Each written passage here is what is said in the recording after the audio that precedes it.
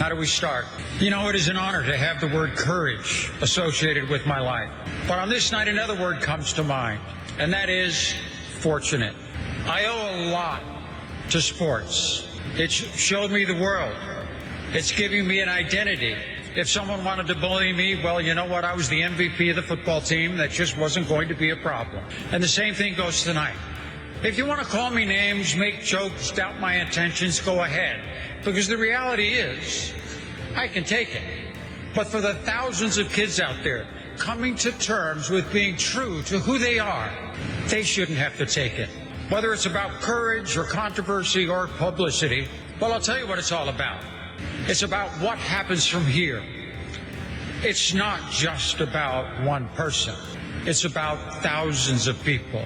It's not just about me. It's about all of us accepting one another. We're all different. That's not a bad thing. That's a good thing. And while it may not be easy to get past the things you always don't understand, I want to prove that it is absolutely possible if we only do it together. Learn as much as you can about another person to understand them better. I know the people in this room have respect for hard work, for training, for going through something difficult to achieve the outcome that you desire. I trained hard. I competed hard. And for that, people respected me. But this transition has been harder on me than anything I could imagine. And that's the case for so many others besides me. For that reason alone, trans people deserve something vital. If there's one thing I do know about my life, it is the power of the spotlight. Sometimes it gets overwhelming, but with attention comes responsibility. As a group, as athletes, how you conduct your lives, what you say, what you do, and observed by millions of people, especially young people.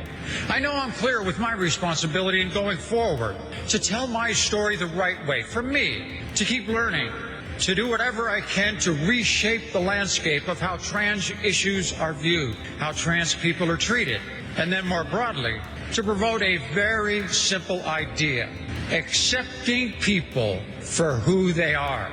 I also want to acknowledge all the young trans athletes who are out there, given the chance to play sports as who they really are. Now, the last few months have been a whirlwind of so many different experiences and emotions. But to tell you the truth, it seems like every time I turn around in life, I'm putting myself in these high-pressure situations, competing in the games, raising a family. But I've never felt more pressure than I ever have felt in my life than over the last couple of months. Picking out this outfit. Okay, girls, I get it. You got to get the shoes, the hair, the makeup, the whole process. It was exhausting. Well, the real truth is that before, just a few months ago, I had never met anybody else who was trans, who was like me. I had never met a trans person, never. Now, as you just saw, I dealt with my situation on my own, in private. And that turned this journey into an already incredible education. It's been eye-opening, inspiring, but also frightening. All across this country right now, all across the world at this very moment, they're learning that they're different, and they're trying to figure out how to handle that on top of every other problem that a teenager has. They're getting bullied, they're getting beaten up, they're getting murdered, and they're committing suicide. But they are the reality